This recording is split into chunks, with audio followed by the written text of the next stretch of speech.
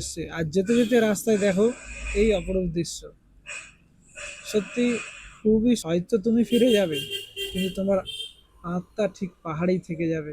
এটা এটা পাহাড়ের স্পেশাল ফুড, এটা ফেভারিট ফুড। তো তোমরা আসলে অবশ্যই থুপা ট্রাই করো। এই পাহাড়ের বুকেই থেকে যেতে ইচ্ছে করে, বাড়ি ফিরতে আর মন চায় না।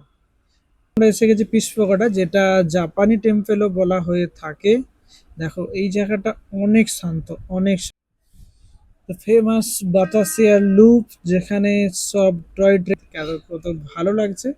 মেঘগুলো উড়ে উড়ে চলে যাচ্ছে আর মাঝে মাঝে তো আমাদের ওপরেও চলে আসছে। আর পাহাড়ের ওকে শুধু সমুদ্রের চারিদিকটা দেখো, এত সুন্দর একটা জায়গা।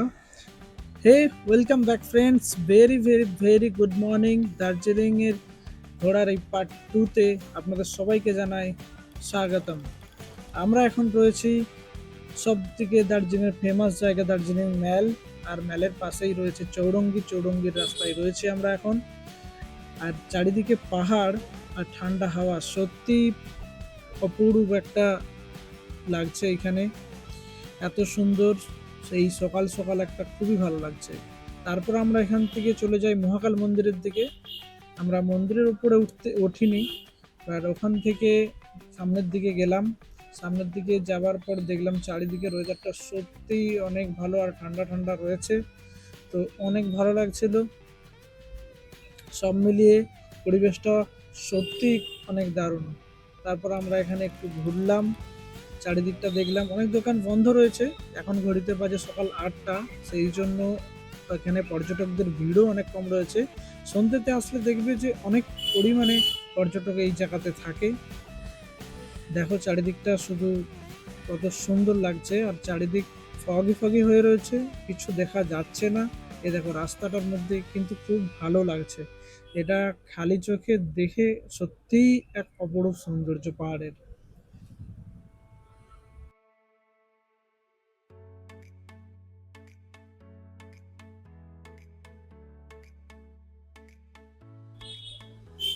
তারপর ওখান থেকে আসি ম্যালের কাছে, অনেক দোকান রয়েছে। সে দোকানগুলোতে কিছু শপিং করার ছিল, তো আমরা করে নিয়েছি। তারপর হোটেল থেকে চেক আউট করে আমরা বেরিয়ে যাই আমাদের নেক্সট দিনের হোমস্টের উদ্দেশ্যে। আর যেতে যেতে রাস্তায় দেখো এই অপরূপ দৃশ্য, সত্যি খুবই সুন্দর। এটাই হচ্ছে সেই দার্জিলিং এর টয় ট্রেন, এটাই হচ্ছে সেই ঐতিহ্যবাহী, যেটা অনেক পুরনো টয় ট্রেন, যেটা তোমরা চাইলে এর মধ্যে উঠতেও পারবে। 1000 টাকা করে টিকিট লাগে, তো তোমরা চাইলে এর মধ্যেও ট্রাভেল করতে পারো।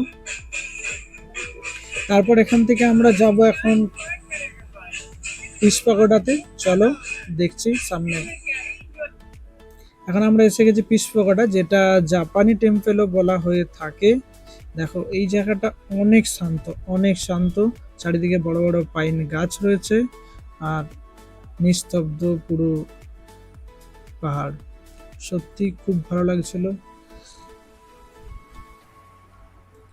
তারপর ওখান থেকে আমরা বেরিয়ে চলে আসি ফেমাস বাতাসিয়া লুপ, যেখানে সব টয় ট্রেন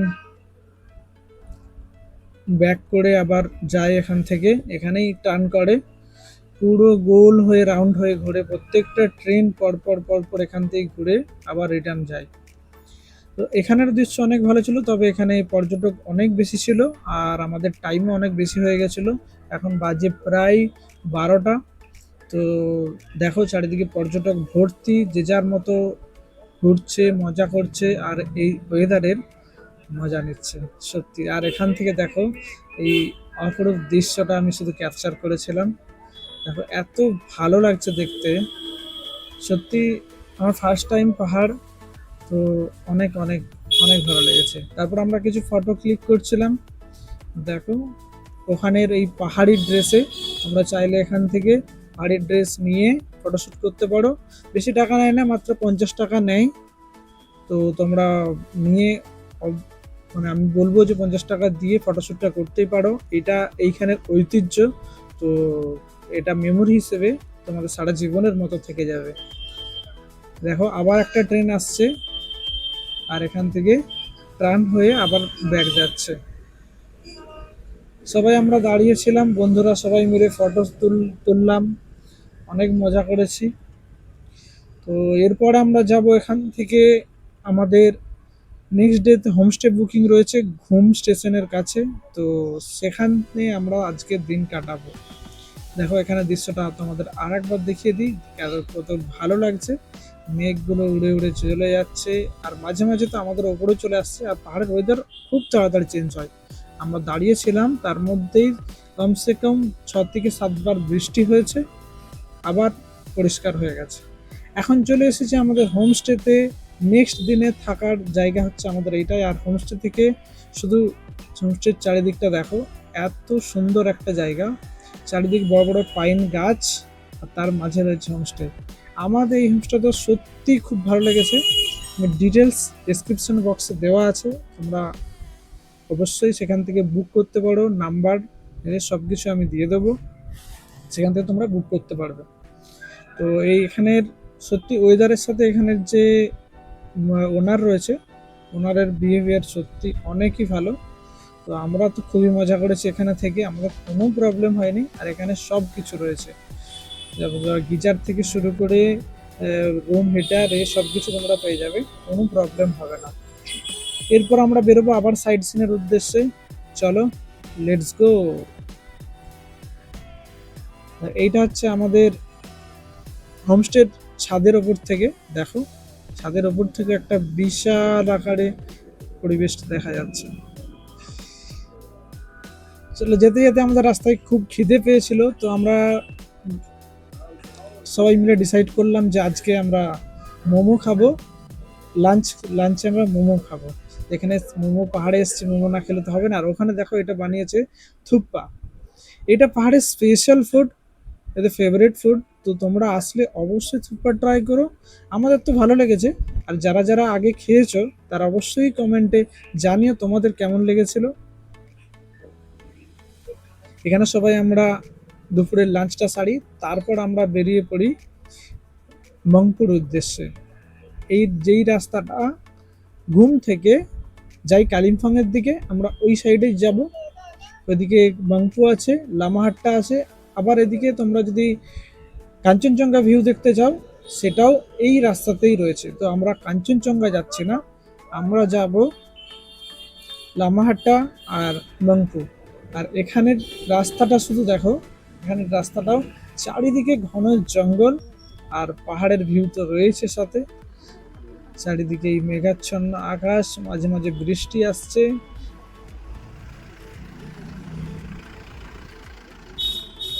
এই মনসুন ওয়েদারের এটাই তো মজা। সেই জন্য আমাদের রেনকোটও পরতে হয়েছিল। দেখো সবাই রেনকোট পরে রয়েছে, কেন কি বৃষ্টি যখন তখন আসছে। পুরোটা দিন বৃষ্টিতে ভিজলে আমাদের শরীর খারাপ করতে পারে, সেই জন্য আমরা সবাই রেনকোট পরেই ছিলাম। দেখো এখানে আমরা যাচ্ছিলাম, তখন আমরা এই ভিডিও ক্লিপগুলো নিয়েছি। এত ভালো লাগছে জায়গাটা, খালি চোখে অবশ্যই অনেক অনেক বেটার। ক্যামেরাতে তো আমরা তাও অনেক কিছু দেখাতে পারছি না, চেষ্টা করছি যতটা তোমাদের দেখানো সম্ভব দেখানোর।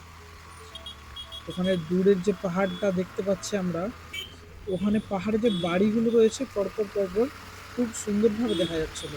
সত্যি অনেকই ভালো। আর পাহাড়ের রাস্তা খুবই ভালো, রাস্তা নিয়ে কোনো কথা হবে না, রাস্তা অনেকটাই ভালো। হ্যাঁ, মাঝে মাঝে কিছু জায়গায় ধস নামার জন্য প্রবলেম হয়েছে, বাট সেরকমভাবে কোনো প্রবলেম হয়নি। খুবই ভালো রাস্তা। এই দেখো এই জায়গাটার ভিউটা শুধু দেখো, সত্যি পাহাড়ে আসলে পাহাড়ের বুকেই থেকে যেতে ইচ্ছে করে, বাড়ি ফিরতে আর মন চায় না। হয়তো তুমি ফিরে যাবে, কিন্তু তোমার আত্মা ঠিক পাহাড়েই থেকে যাবে। এটা অবশ্যই তোমরাও ফিল করেছো, যারা যারা গেছো পাহাড়ে। আর যারা যারা যাওনি, তারা গিয়ে দেখো, দেখবে সেখান থেকে আর আসতে মন চাইবে না।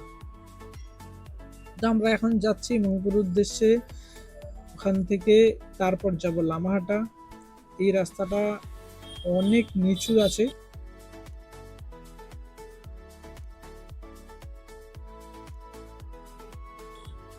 ঘুম হচ্ছে সব থেকে উঁচু রেলওয়ে স্টেশন। আর এই দিকে আমরা যাচ্ছি যেটা কালিম্পং এর উদ্দেশ্যে, কালিম্পং এর রাস্তাতে পড়ছে। আমরা যাব লামাহাটা। তো এই রাস্তাটা অনেকটাই ডাউন, পুরোটাই আমরা নিচের দিকে নামছি পাহাড় থেকে, পুরোটাই নিচের দিকে নামছি। যারা যারা বাইক নিয়ে যাও এই মনসুন ওয়েদারে, তো সবাইকে এটাই বলবো, বিশেষ করে গাড়ির টায়ার নতুন রাখবে, কেন এখানে অনেক স্লিপ হয়, সবসময় রোড ভিজে থাকে, যে কোনো মুহূর্তে ওয়েদার চেঞ্জ হয়েছে। একটু আগে আমরা রোদের মধ্যে ছিলাম, এখন বৃষ্টি হচ্ছিল, আবার এগিয়ে আসলাম, বৃষ্টি বন্ধ হয়ে গেছে।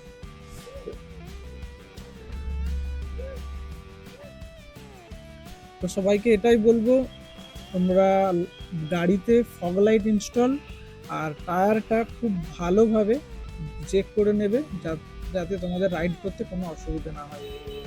তো আমি বলবো সবাইকে বাইক নিয়ে অবশ্যই পাহাড়ে আসো, কিন্তু কিছু রুলস রেগুলেশন অবশ্যই মানবে, সেটা মানাটা খুবই দরকার। আর এই জিনিসগুলো মাথায় রাখবে, তাহলে তোমাদের রাইড খুব এনজয় করতে পারবে, কোনো ভয় থাকবে না। আর সবাইকে বলবো আসো, কোনো প্রবলেম নেই, আমরাও ফার্স্ট টাইম এসেছি পাহাড়ে, কিচ্ছু প্রবলেম নেই, তোমরা অবশ্যই আসতে পারো। যারা যারা দেখছো তারা অবশ্যই যদি আসতে চাও আসতে পারো, আর যদি কোনো বন্ধু বা কেউ আসতে চাই তাদের বাইক নিয়ে, তাদের অবশ্যই বলবে আসার জন্য। এখন আমরা মংপুর ওখানে কিছু লোকেশন নিয়ে কিছু প্রবলেম হলো, ওখানের রাস্তা এখন ব্লক আছে, যেতে দিচ্ছিল না, সেই জন্য আমরা এখন ওখানে আর গেলাম না। এখন আমরা যাবো লামাহাটা। এখন প্রায় আমাদের বিকেল হয়ে গেছে, 4টে 4:30 পার হয়ে গেছে টাইম। তো আমরা যাচ্ছি লামাহাটার উদ্দেশ্যে। দেখো আমাদের 4টে বাইক, আমরা 8জন ছিলাম, পরপর আমরা সবাই একসাথে এক লাইন মেনটেন করেই যাচ্ছি।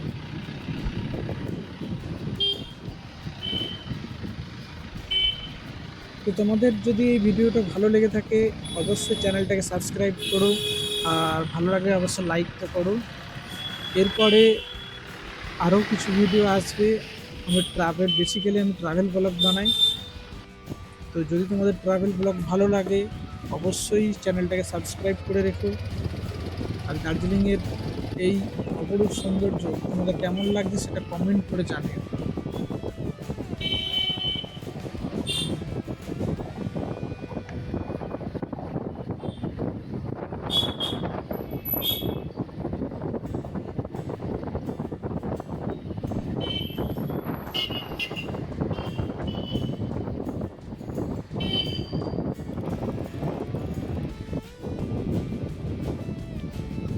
আমরা প্রায় লামাহাটার কাছাকাছি চলে এসেছি।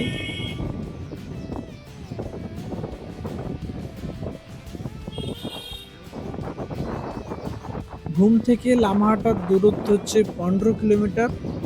আর এই 15 কিলোমিটার রাস্তা সত্যিই অনেক ভালো, কোনো প্রবলেম হবে না তোমাদের। দেখো আমরা প্রায় কাছাকাছি এসে গেছি, দেখো পাইন গাছ বড় বড় এইসবের বন শুরু হয়ে গেছে, দেখো কত ভালো লাগছে। একটা সাইড পুরো বড় বড় পাইন গাছে ভর্তি রয়েছে।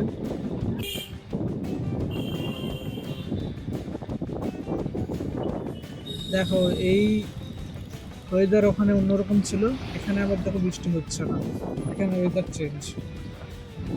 কিন্তু পাহাড়ের ওয়েদার সব জায়গায় খুবই ভালো, তো এখানে বৃষ্টিটা হচ্ছে না, তো সেটা অনেক ভালো হয়েছে আমাদের জন্য, নাহলে প্রায় মাঝে মাঝে আমরা বৃষ্টিতে ভিজছিলাম। তবে মনসুনে গেলে তোমরা রেনকোট অবশ্যই ইউজ করো, আর নাহলে পুরো দিন তোমাদের ভিজে অবস্থায় থাকতে হবে, যখন বাইক রাইড করবো, যখন পুরো খোলা আকাশের নিচে আমরা থাকি, তো ভিজতে তো হবেই আমাদের। সেই হিসেবেই আমরা রেনকোট করে নিয়েছিলাম সবাই। কিন্তু এই 4 চাকা গাড়িতে যাওয়া একটা অন্যরকম, আর এই খোলা আকাশের নিচে বাইক নিয়ে যাওয়া সত্যি অন্যরকম। দেখো আমরা এখন এসে গেছি লামাহাটাতে, দেখো লামাহাটা পার্ক। এটা আমাদের আস্তে আস্তে টাইম ওভার হয়ে গেছিলো, তাই ভেতরে ঢুকতে পারিনি, বাট বাইরে থেকে আমরা সব দেখলাম। আর ভেতরটা খুব বেশি দূর যাওয়া যায় না, কিছুটাই যাওয়া যায়, যেখানে দেখো লামাটা লেখা রয়েছে, ওর কিছুটা উপর পর্যন্ত তোমরা যেতে পারবে, বাকিটা পাইন গাছের বন রয়েছে। তো ওখান থেকে আমরা এই ইনফরমেশনটা পাই, ওখান থেকে আর কিছু ফটো শ্যুট করে নিই।